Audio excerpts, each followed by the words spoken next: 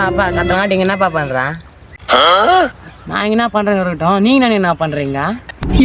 கத்தனாட்டி ஆத்துக்கு நேரத்துக்கு போறாங்க, உக்காந்துட்டு போலான்னு வந்தேன். சரி போய் குந்து.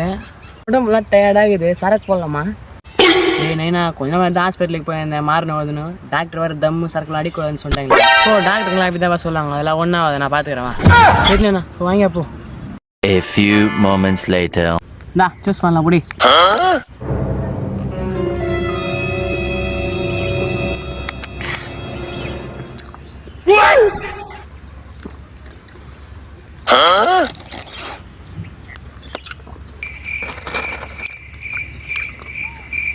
இப்போதான் ரிலாக்ஸாக இருக்குது.